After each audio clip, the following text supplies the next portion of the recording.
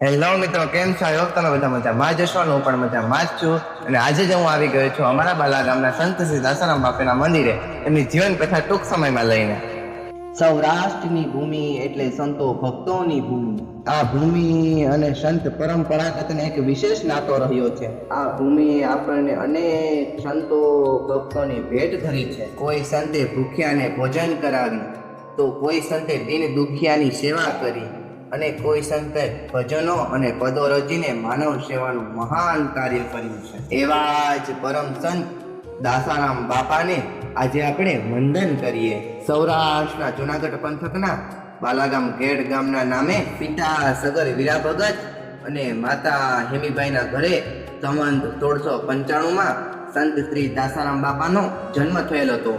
એ સમયે સમગ્ર ભારતના પૂર્ણા ભૂભાગ ઉપર મોગલોનું સામ્રાજ્ય થપાઈ ચૂક્યું હતું. સનાતન ધર્મ પર આક્રમણો થઈ રહ્યા હતા. સામાન્ય પ્રજા દુઃખ અને પીડાથી થતી રહી હતી. એ વખતે સૌરાષ્ટ્રના એક નાના એવા બાલાગામ ઘેડ ગામના સગર વીરા ભગત અને હેમીબાઈ દંપતી શાંત ચિત્તે ભગવાન પર ભરોસો રાખી અને પોતાનું સકર્મ ખેતી કરી અને પોતાનું ગુજરાન ચલાવે છે. બંને પતિ પત્ની પરાયણ, સત્તાધારી અને ભક્તિભાવવાળા આવતા અભ્યાગત અને સાધુ સંતોને વધાવે છે અને માનવ સેવા એ જ પ્રભુ સેવા છે એવું સમજી ગિરનાર ક્ષેત્રમાં ક્યારેક પરોપકારની જોડી લઈને નીકળી પડે છે.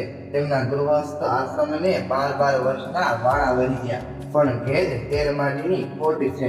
આમ એક દિવસ ગિરનાર ક્ષેત્રમાં એક સંત મહાત્માની સેવા પૂરી શ્રદ્ધા અને ભક્તિ કરી રહ્યા છે. મહાત્મા કહે છે કે ભગત કંઈક માંગી લ્યો. વીરા ભગત કહે છે, બાપુ મારે ઘેર આમ દામ અને ખામ બધું જ છે.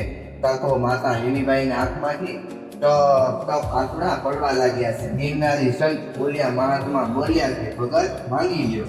ભાવ વિશ્વાસમાં આવી અને વીરા ભગત બોલ્યા કે અમને પુત્ર આપો, અમને પુત્ર આપો, અમને પુત્ર આપો, અમને પુત્ર આપો, અમને પુત્ર આપો. આમ 5 વાર બોલ્યા, અમને પુત્ર આપો. ગિરનારી બોલ્યા, અવધૂત સંત મહાત્માએ આશીર્વાદ આપતા કહ્યું કે જાઓ ભગત, તમારે ઘેર 5 પુત્રનો જન્મ થશે અને 5મો પુત્ર આ જગતનું કલ્યાણ કરશે. સંત મહાત્માના આશીર્વાદથી માતા હેમીબાઈ અને વીરા ભગતને ઘેર સમય જતા 5 પુત્રોનો જન્મ થયા, જેમાં લાખો, લક્ષ્મણ, વાસો, ભીમો અને દાસો. અને આ સૌથી નાના પુત્ર દાસો. એક સંત દાસારામ બાળ વયે જ ભક્તિ દાસેમાં ભક્તિના અંકુર ફૂટ્યા. બાળપણથી જ રામાયણ, મહાભારત, વેદ, ગીતાના અભ્યાસ કર્યા અને ભજન સત્સંગ કરવા લાગ્યા. પૂરું લોહ લંગીને મળતા જ અંતરના કપાટ ઉઘડી ગયા. યુવાન વય કોલાણા ગામે સુશીલ અને સંસ્કારી એવા માતા બાયાબાઈ સાથે વિવાહ થયા. ભક્ત દાસેવ અને માતા બાયાબાઈનો ધન્યો ગૃહસ્થ આશ્રમ હતો. બંને પતિ પત્ની પોતાનું સ્વકર્મ કરે અને ભજન ભક્તિ કરે. એટલે હવે તો સંત દાસારામ કહેવા લાગ્યા. સંસારમાં તેમના ઘરે 3 સંતાનો થયા. 2 પુત્ર, એક હમીર અને એક રાણા, અને એક પુત્રી જાનબાઈ. આમ તેમનો ગૃહસ્થ આશ્રમ અને ભક્તિ કીર્તનથી સમગ્ર પંથકમાં ગવાવા લાગ્યા. સૌ ભાવિક ભક્તો અને અભ્યાગતો તેમના સત્સંગ સાંભળવા અને દર્શન કરવા પધારતા. સંત દાસારામ બાપા સમગ્ર પરિવાર સાથે ભગીરથી માતા ગંગા મૈયાની તીર્થયાત્રાએ જાય છે. યાત્રા પૂર્ણ કરી પરત બાલાગામ પધારે છે. ત્યારે સૌ ગ્રામજનો અને ભાવિ ભક્તો ભેળા થઈ અને દાસારામ બાપાનું સ્વાગત કરે છે. માનવ મેળામણ સૌ દાસારામ બાપાની જયકાર પોકારે છે.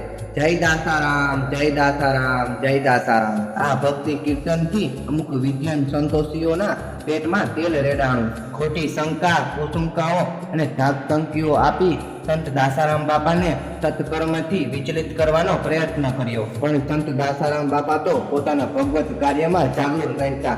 દાસારામ બાપા કહેતા, મહારાજ સગરની 5 પેઢીઓ માં ગંગાને ધરતી પર લાવવા તપ કરતી રહી. એવા મહાન પૂર્વજોનો હું વારસદાર છું.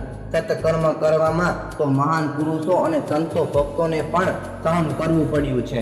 આવા અનેક વિરોધના વંટોળ વચ્ચે પણ સંતની જ્યોતિ સદાય જલતી રાખી. આમ સૌ વિરોધીઓને સાચું સમજાતા બધાએ સંત દાસારામ બાપાની માફી માંગી. જુનાગઢના નવાબે મરેલી બકરી મંગાવી અને કહ્યું કે જો તમે સંત હોય તો આ બકરીને સજીવન કરો. સંત દાસારામ બાપા કહે છે કે હું તો ભગવાનનો સેવક છું, મારી પાસે એવી શક્તિ ક્યાંથી હોય? પણ બધાના આશ્ચર્ય વચ્ચે બકરી સજીવન થઈ અને જૂનાગઢનો નવાબ પણ સંત શ્રી દાસારામ બાપાના ચરણોમાં પડી ગયો અને ક્ષમા માંગે છે. આમ સમગ્ર કચ્છ, સૌરાષ્ટ્ર અને 18 વરણના દરેક ધર્મના અને સેવક સમુદાય ભાવિક ભક્તોના ઘેર સંત દાસારામ બાપા ભજન કીર્તન કરવા જતા.